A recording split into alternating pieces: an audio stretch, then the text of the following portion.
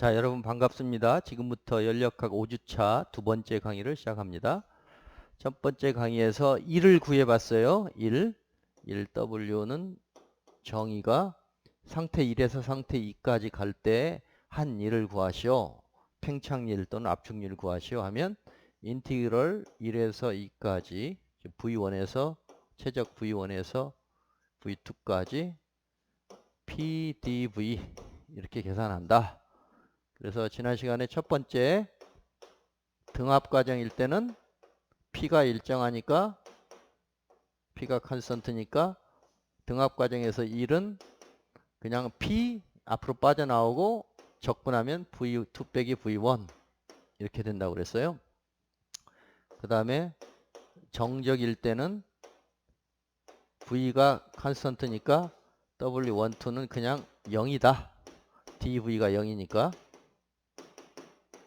세 번째 등온으로 했을 때는 T가 일정 T가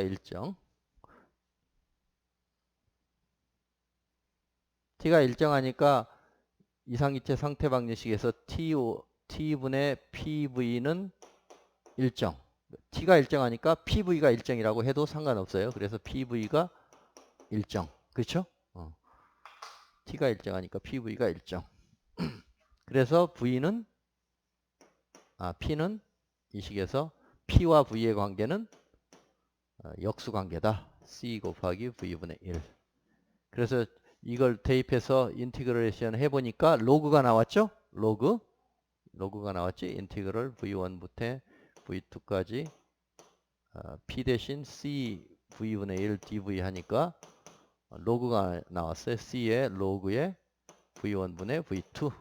근데 요 C가 P1 V1이니까 P1 V1의 로그 V1 V2 이렇게 계산이 된다. 등원일 때는 또는 P2 V2로 바꿔도 상관없겠지?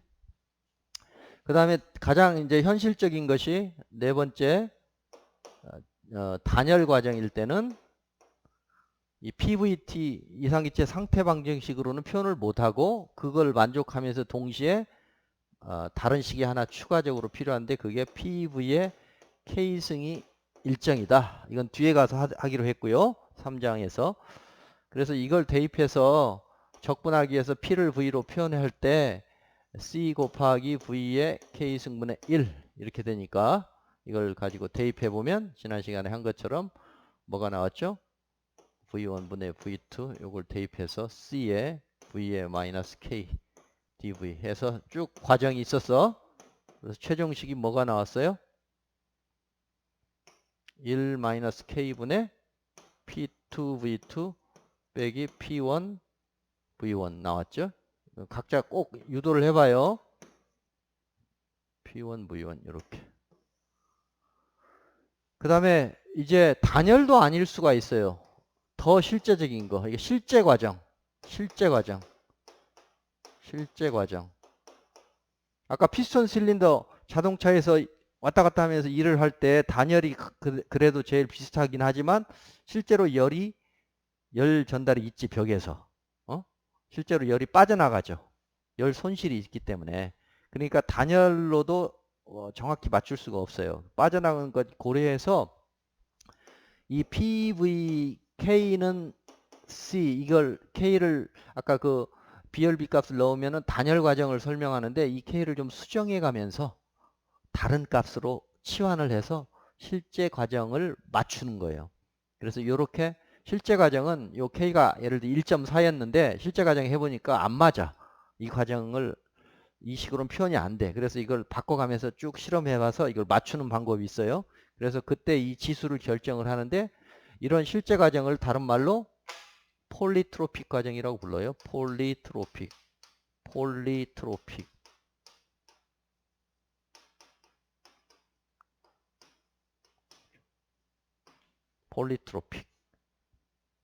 이건 에디어베틱. 단열이니까 에디어베틱. 이건 아이소서멀. 그다음에 이것은 뭐야? 컨스턴트 프레셔 또는 아이소베릭이라고 하고요. 뭐 그렇게 이제 이름을 붙이는데 이거는 이제 마땅히 번역하기 어려워서 그냥 보통 영어를 그대로 써서 폴리트로픽 과정 이렇게 부릅니다. 이게 실제 과정이라고 생각하시면 되지만 이럴 때는 요 값이 이제 다르다. 그래서 요 지수가 BRB가 아니고 이 지수를 그냥 폴리트로픽 지수라고 부르자. 폴리트로픽 과정에 해당하는 지수니까 폴리트로픽 지수라고 이름을 붙이자. 그래서 이 지수는 실험적으로 결정한다. n이 얼마가 될지, n이 뭐 1.2가 될지, 1.3이 될지는 그 실험을 통해서 보통 구한다. 이건 실험으로 구한다. 그래서 이제 알고 있다고 가정해봐요. 가정하면 이제 이를 계산해낼 수 있는 거죠. W1, 2는 아까하고 똑같아. K만 N으로 바꿔주면 되니까. 그래서 최종식이 폴리트로피 과정에서는 1-N분의 P2V2 빼기 P1V1 이렇게. 이래서 5가지 과정을 알면 이제 모든 과정을 다 할 수 있어요.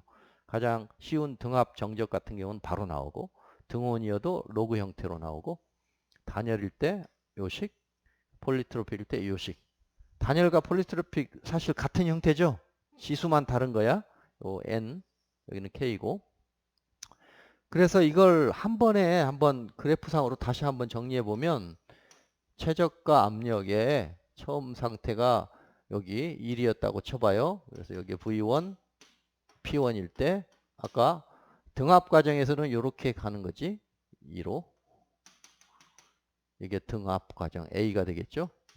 이럴 때 1은 요 면적이 된다고 그랬어. 그 다음에 정적이면 요 밑으로 떨어지는 거지. 여기로. V1, V2는 V1이고 압력만 달라지는 거. 또는 올라갈 때 1이 올라갈 수도 있고. 그러면 1은 제로죠. 1은 제로니까 이건 크게 신경 안 써도 되고. 그 다음에 세 번째 등원 과정이면 이렇게 Y는 X분의 1 그래프로 이게 등원 과정. 요게 B. 이게 C 등원 과정. 그러면 1이 요 밑에 면적이 되죠. 요 면적. 그래서 등합 과정의 면적보다는 더 작아진다. 그 다음에 단열 과정이면 P 공기라고 생각하고 1.4로 생각해 봐요. 그러면 PV의 1.4승. 이게 PV는 일정인데 PV의 K는 일정으로 만약에 쓴다고 치면 여기가 1.4라고 해봐. 그러면 이 그래프가 조금 밑으로 갑니다. 생각해 보면 알아요. 밑으로. 그래서 요렇게 요게 T, 요게 단열 과정. 기울기가 다르겠죠. P와 V에. 그 다음에 이제 PV의 N승은 이 N은 K보다 더 크면 아래로 갈 거고 K보다 작으면 1.2쯤 되면 요 사이로 오겠지. 요게 PV의 1승이니까. 그래서 이제 폴리트로픽은 뭐 요 사이에 올 수도 있고 요 아래로 올 수도 있어요. 그래서 요게 이제 이 폴리트로픽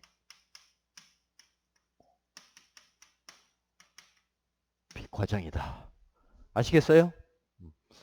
그래서 이 5가지 과정을 사실은 5가지 과정을 이 폴리트로픽 식으로 일반화할 수도 있어요. PV의 N승은 일정. 이게 지금 일반적인 폴리트로픽 과정인데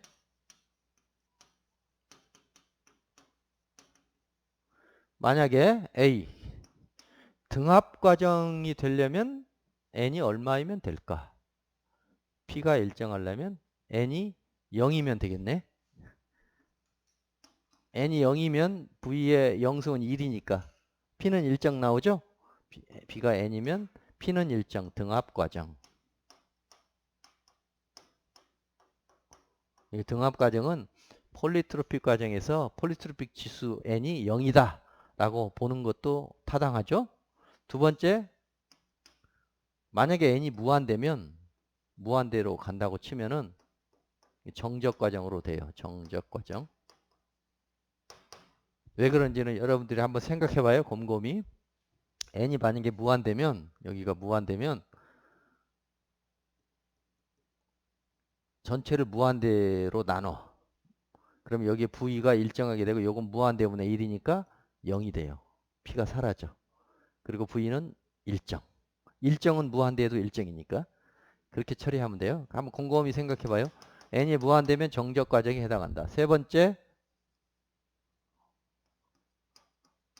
N이 1이면 PV는 컨스턴트니까 n이 1이면 뭐라고? 등온 과정이잖아요. 등온 과정이 되죠. PV는 일정이니까. 그 다음에 D는 n이 K면 BLB가 되면 단열 과정이 되는 거고, 단열 과정. E는 이제 그 기타, n이 그냥 n이면 이제 실제 과정 또는 폴리트로픽 과정.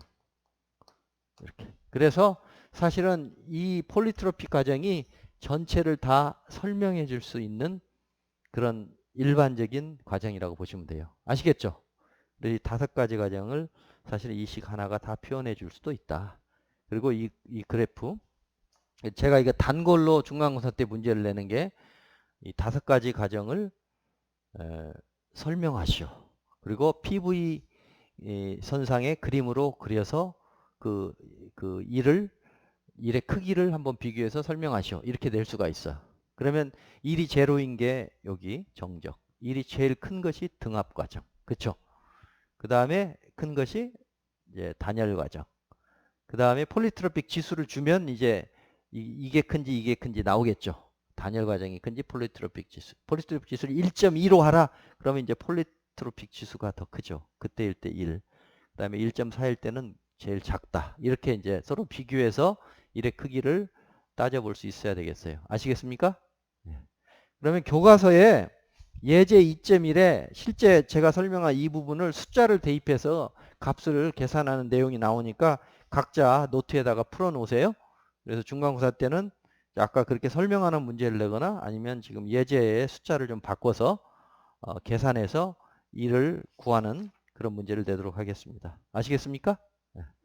자, 그 다음에 이제 열로 넘어가기 전에 기타 1, 우리가 지금 팽창일에 대해서 설명을 드렸지만 이제 이 팽창일 외에 다른 일이 있으면 어떡하나, 그런 다른 일까지 다 포함해서 처리를 해야 되는데,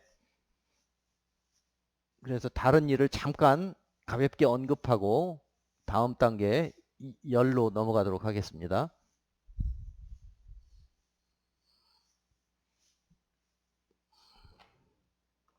우리가 주로 연력학에서는 이제 팽창일 또는 압축일, 팽창 또는 반대로 압축, 팽창일에 대해서 살펴봤지만, 그래서 그때는 일은 인티그럴 V1에서 V2까지 바뀔 때 PDV 이렇게 계산한다. 여기까지 했어요. 근데 이제 이 일 외에 추가적으로 다른 일들이 존재할 수 있어요. 고체봉을 힘을 줘서 늘렸다. 신장시켰다. 고체봉의 신장. 잡아 늘린 거야. 여기 고체봉이 이렇게 있는데 이걸 이렇게 힘을 줘서 수직 응력을 보통 주죠. 이렇게 쫙 잡아당기면 시그마라는 수직 응력, 단위 면적당 힘이지. 이것도 단위 면적당 힘. 압력은 눌러주는 거고 수직 응력은 당겨주는 거. 단위 면적당 힘. F 노멀 포스 나누기 에어리어. 이렇게 쫙 힘을 줘서 이게 늘어나면 일을 한 거잖아요. 그랬을 때 일은 어떻게 구해? W12 1을 안으로 집어넣는 거니까 마이너스 해주고, x1에서 x까지 길이가 늘어났다. 여기 길이가 dx만큼 늘어났다. 물론 최적이 늘어난 거지. 그러면 시그마 수직응력 곱하기 볼륨인데 볼륨은 단면적은 편의상 일정하다고 가정하면 a dx 이렇게 되겠지. a dx. 물론 단면적도 변하죠. 단면적 변하니까 그냥 이 안으로 집어넣어요. 일정하다고 하지 말고 A도 변하고 X도 변하겠지. 쭉 늘어난 만큼 작아지겠지. 그래서 요게 요렇게. 그래서 여기 이제 A가 이 늘어난 만큼 어떻게 변하는지 집어넣어서 적분해주면 돼. 그 다음에 요거는 수직 응력이 되겠고, 시그마는 수직 응력, 노멀 스트레스. 잡아당기는 힘. 면적당 잡아당기는 힘. 이게 수직 응력이 되겠죠. 그래서 이런 식으로 얼마든지 다른 상황 다 해볼 수 있어요. 액체막의 신장. 액체막에 힘을 가해서 액체막이 조금 움직였다. 액체막의 신장 늘어났다. 표면 장력으로 하지. 이때는 액체막의 표면 장력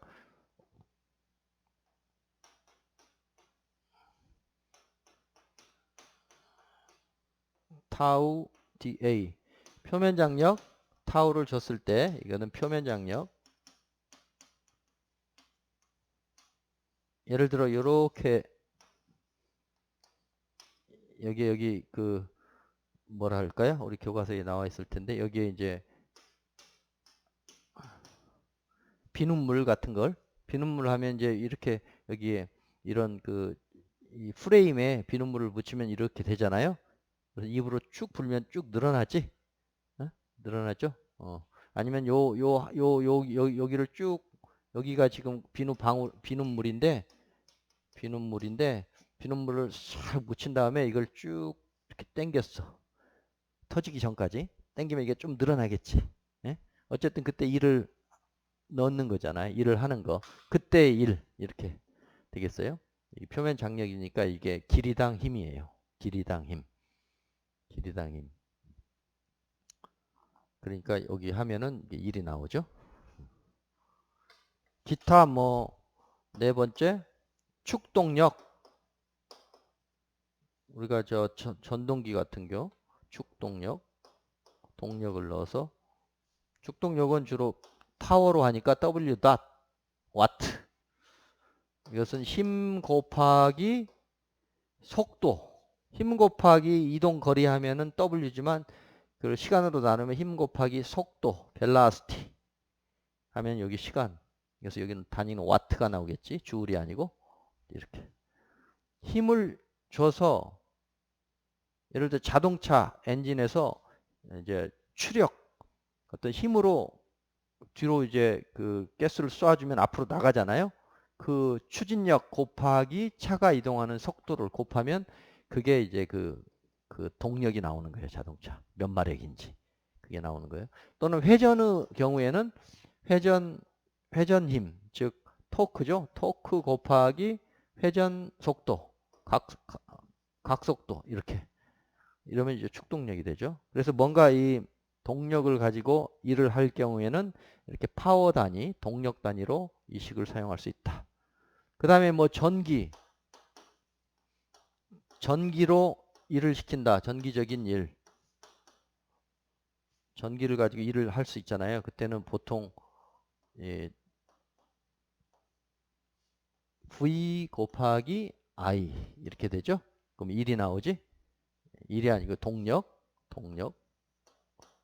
이렇게 전압 곱하기 전류 하면은 이게 일이죠. 전압 곱하기 전류. 우리 책에서는 이걸 그냥 전이차를 이렇게 썼어. 그 다음에 전류를 이렇게 썼고 뭐 상관없어요. 보통 대문자는 이제 그 DC에서 많이 DC 전류를 I라고 그러고 요거는 AC 교류해서 이렇게 쓰는데 이게 표기에 따라 다른 건데 어쨌든 전압 곱하기 전류 하면 파워가 돼요. 파워. 이런 것들이 다 일입니다. 그래서 어떤 시스템에 팽창일, 압축일 외에도 다른 경우가 다 추가될 수가 있어. 그래서 일을 계산할 때 만약에 이 뭐 세 가지가 섞여 있다 그러면 세 가지를 각각 구해서 다 합해야 되겠죠. 그런 다음에 이제 에너지 보존 법칙을 적용해야 됩니다. 아시겠죠? 그래서 여기까지 해서 연력학 1법칙은 일과 열의 등가성이라고 했는데 그 일이 무엇이냐에 대해서 쭉 설명을 했어요. 일이 무엇이냐. 여러 가지 일 있지만 우리는 당분간 이번 한 학기 동안은 팽창일에 집중한다. 그래서 가스를 가지고 열을 가해서 일을 만들어내는 게 연력학에서 주로 관심 있는 응용 분야, 엔진 같은 경우니까 주로 여기에 집중하고 이럴 경우에 그 상태 1에서 상태 2로 이동하는 그 과정이 몇 가지 단순 과정들이 있다. 그래서 정적 과정, 등합 과정, 등온 과정, 그다음에 단열 과정, 그다음에 폴리트로피 과정. 그것들 다 계산할 수 있어야 되겠다는 거예요. 아시겠죠? 예제 문제를 꼭 노트에다 잘 풀어보세요. 자, 그러면 이제 두 번째 열에 대해서 살펴보도록 합시다. 열. 1에 대해서 이제 다 배웠어. 1은 끝났고, 이제 열. 영어로 heat죠. heat. 또는 뭐, 저기, 그리스 말로 하면 some. 이렇게 해요. 그래서 열 역학할 때, 열 역학하면, thermo. 형용사형, thermodynamic 이렇게 얘기를 하죠. thermodynamic하고 thermodynamics. 이게 형용사형이지. 이게 형용사형. thermal이라는 형용사형도 있어. thermal. 이게 다 열에 이런 형용사형. thermal 열공학 하면 thermal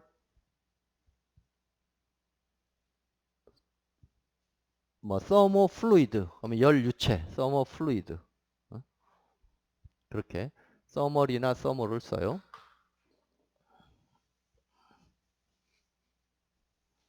열공학 하면 thermal engineering 이렇게 얘기할 수도 있고. 그래서 열에 대해서 살펴봅시다. 그럼 열은 뭡니까? 열의 정의. 무엇을 heat라고 해요? 열이란 무엇인가? 이 온도차가 있으면 흐르는 어떤 거. 그게 열이죠. 온도차가 있으면 고온에서 저온으로 흐르는 어떤 거. 어떤 물리적인 양. 그렇게 정의할 수 있어요. 온도차에 의하여 전달되는 어떤 양, 어떤 물리량. 우리는 이게 이제 이 물리량이 에너지라는 건 알고 있죠. 근데 아직은 에너지라는 용어가 이제 아직 유도가 안 된 상태니까 우선 물리량으로 하고 뒤에 이제 일과 열이 에너지의 한 종류다라는 게 이제 나오니까 그때는 그냥 온도차에 의하여 전달되는 에너지라고 해도 되겠어요. 또 열이라고도 하고 또 열량이라고도 하죠. 열량, 열 또는 열량 같은 얘기예요. 히트라고도 하고 또는 heat quantity, 열의 양, heat quantity.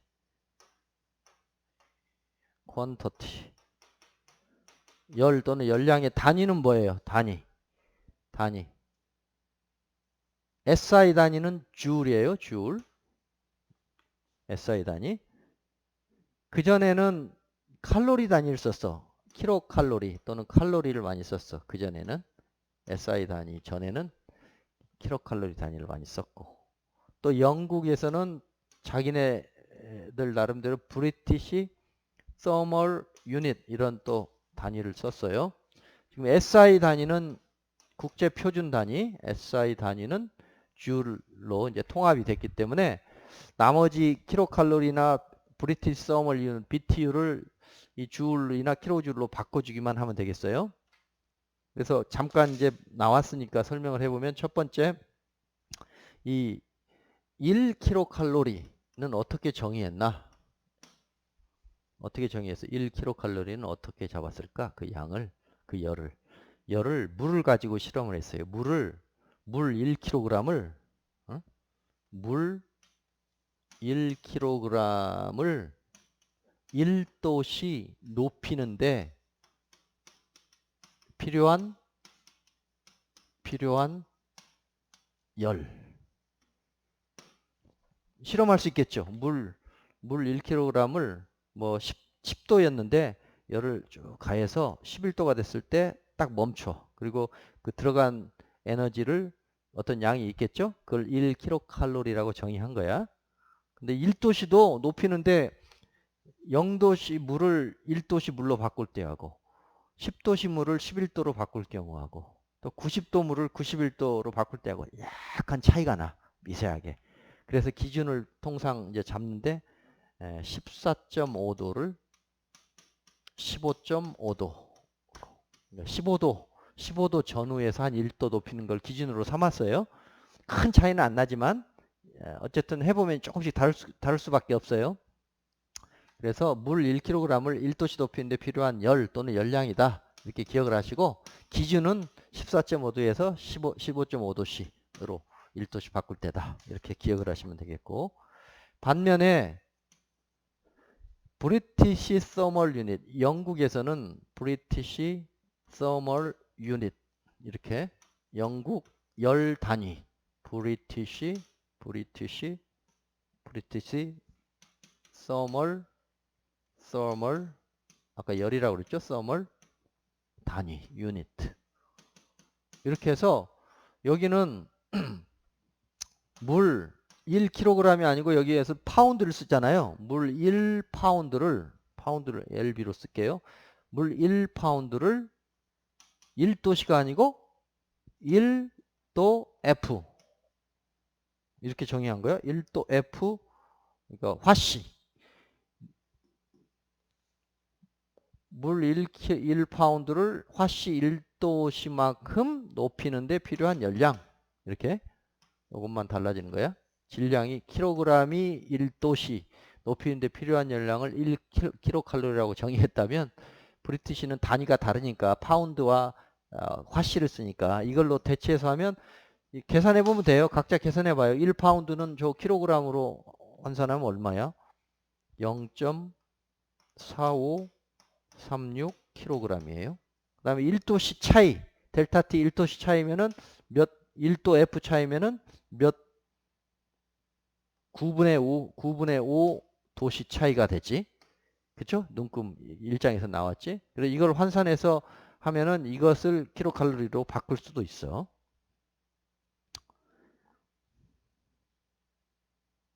해보면 훨씬 작은 단위가 나오죠. 여기서 한 절반 이상으로 떨어지고 여기서 또 절반. 그래서 한 25% 돼. 이거 두 개 곱하면 25, 이거에 한 25% 수준. 그래서 여기다 써보면은 1BTU는 대략 0.25 0.252 조금 정확하게 하면 0.252 킬로칼로리다. 그래서 혹시라도 1BTU 단위로 문제가 주어졌다 그러면 킬로칼로리로 바꾸거나 아니면 SI 단위로 또 바꿔야 되겠지.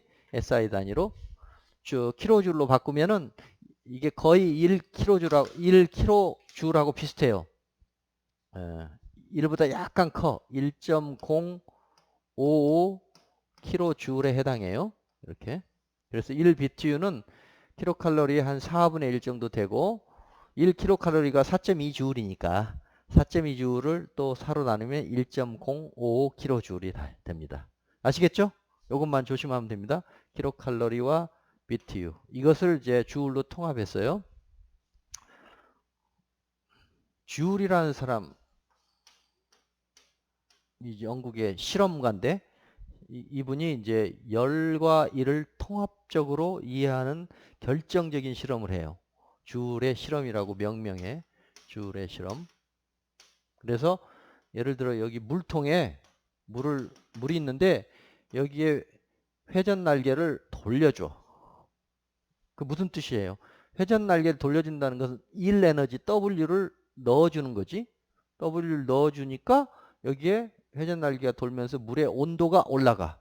즉 여기에 열이 발생했어. Q가. 실험을 해보니까 정확하게 W와 Q가 완전히 비례하더라. 실험을 해. 이해됐죠? 우리가 막 물을 돌리면 온도가 올라가요. 넣어준 1 에너지만큼 열로 바뀌어. 그대로 바뀌어요. 완전 리니어하게. 그래서 이 W의 단위가 이제 주울인데, 그렇죠. 1의 단위가 뭐야? 힘 곱하기 거리잖아. 뉴턴 미터. 이게 주울인데, 이 킬로칼로리 단위를 썼던 또는 BTU 단위를 썼던 이 열과 비교해 보니까 완전 똑같아. 이렇게. 그래서 뭐 1kJ은 1kcal는 4.2kJ 이런 관계가 앞에 상수만 곱해주면 요 기울기가 이제 상수에 해당하겠네. 상수만 곱해주면 완전히 이것이 이것이다.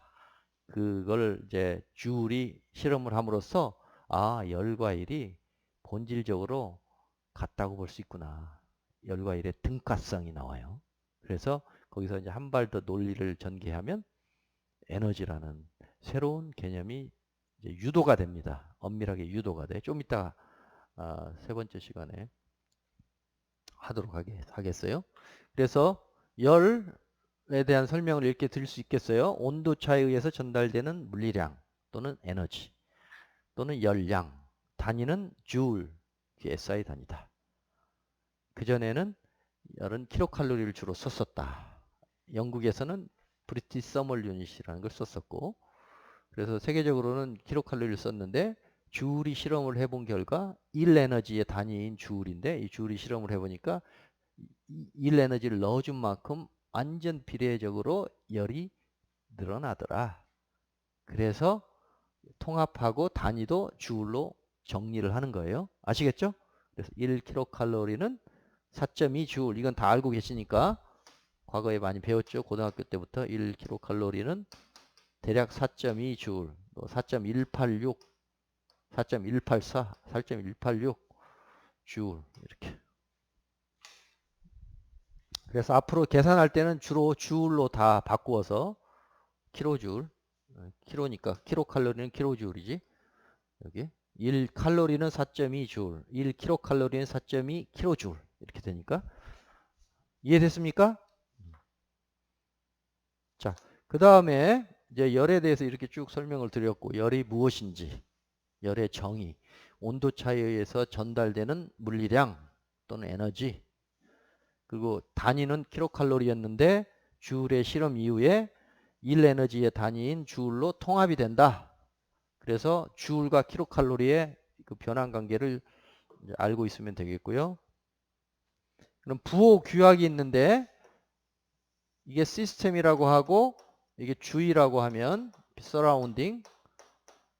서라운딩이라고 하면, 이를 경우에는 시스템이 외부로 나가는 것을 플러스로 잡았었는데, 열의 경우에는 시스템으로 넣어주는 것을 플러스로 잡습니다.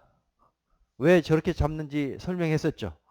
엔진을 생각하세요. 엔진이라고 하는 것은 열을 주위에서 시스템이, 이게 엔진이라고 하면 열을 받아서 일을 하니까, 열은 받는 걸 플러스로 잡고 일은 왜 밖으로 나가는 것을 플러스로 잡아야 효율이 들어온 일분의 외부로 한 일, 이렇게 돼서 플러스 값이 나오니까 편의상 저렇게 잡은 거예요. 논리적으로 따지면 둘 다 들어오는 걸 플러스로 잡아야 맞겠지. 나가는 건 둘 다 마이너스 이렇게 잡아야 맞지만, 우리는 주로 이제 이 응용에 초점을 맞춰서 관습적으로 이렇게 잡습니다. 그래서 열은 시스템 외 주위에서 시스템 안으로 넣는 것을 플러스로 잡는다. 이것만 기억하시면 되겠어요. 아시겠어요? 자, 그 다음에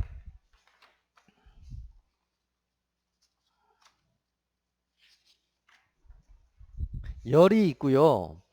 열 Q가 있고, 열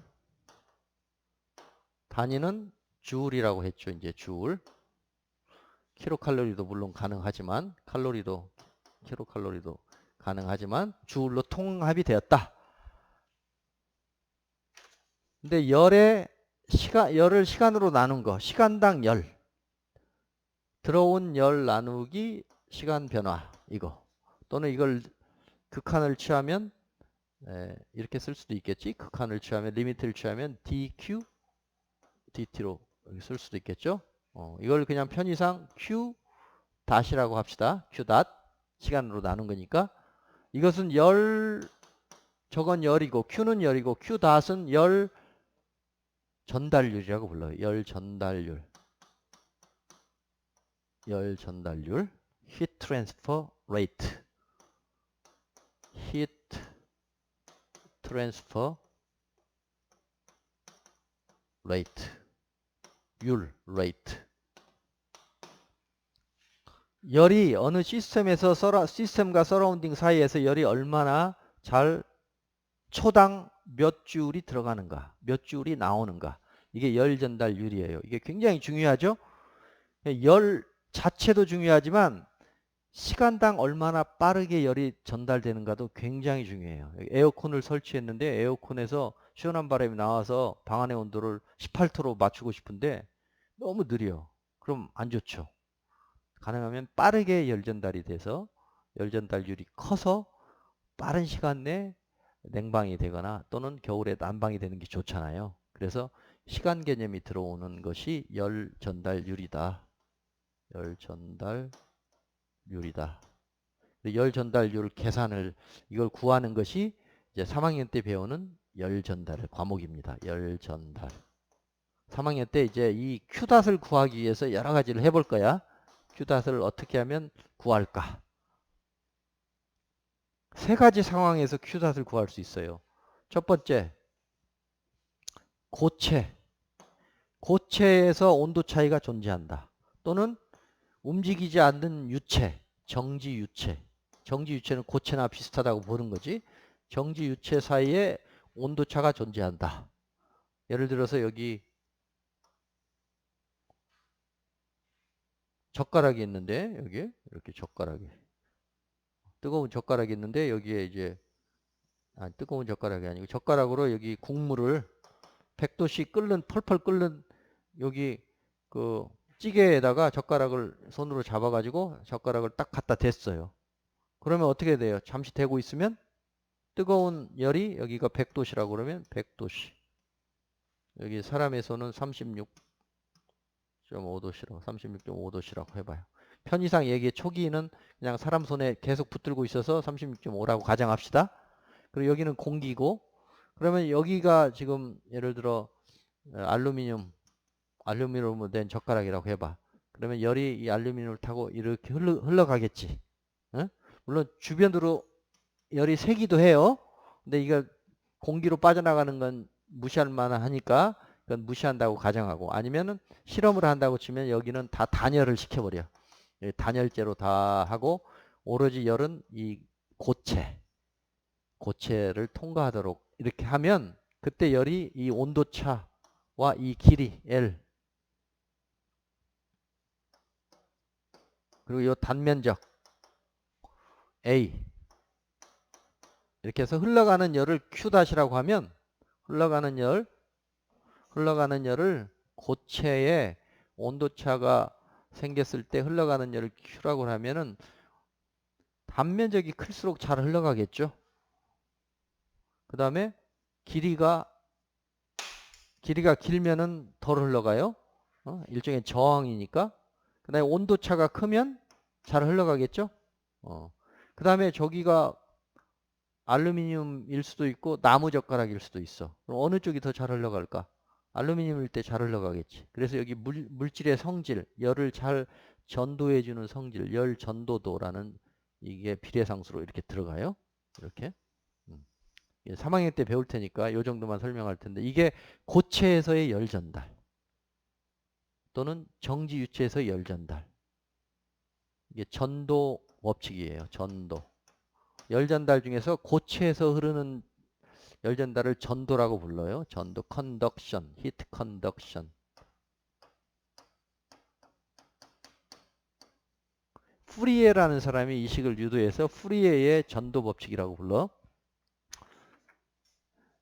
미분 형식으로 쓰면은 마이너스 K, A, dt, dx, L이 x라고 그러면 이게 이제 완전한 형태인데 같은 식이에요. 개념적으로 하면 이거야.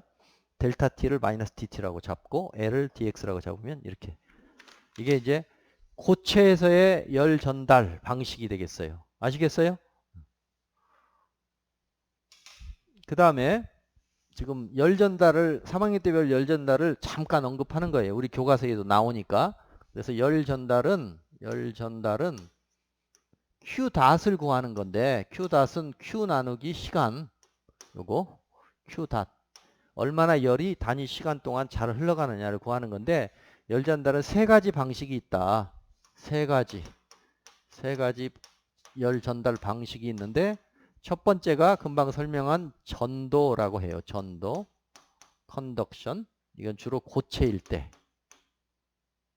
전도는 고체나 또는 고체로 볼 수 있는 정지하고 있는 유체, 정지 유체.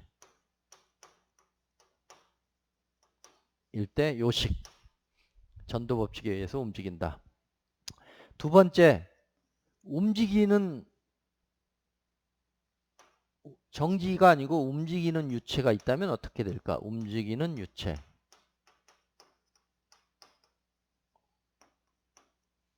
고체 표면이 있고 뜨거운 철판에 차가운 찬물이 흘러간다.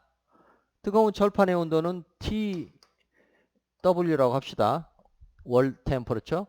차가운 물의 온도는 TF, 플루이드 템퍼러처라고 합시다. 그래서 여기에 예를 들어 철판이 뭐 500도시고 찬물이 20도시다. 이렇게 500도씨 너무 셌나? 좀 식은 걸로 합시다. 한 80도시라고 합시다. 끓지 않을 정도로 만들기 위해서. 예. 그래서 이럴 경우에는 열 전달이 이 고체 표면에서 움직이는 유체로 이렇게 열이 전달되죠. Q 닷. 이때도 온도 차이에 비례하고 그다음 요 면적, 유체가 덮고 있는 요 서피스 에어리어에 비례할 거예요. 그리고 속도가 빠르면 더 잘 식힐 거고.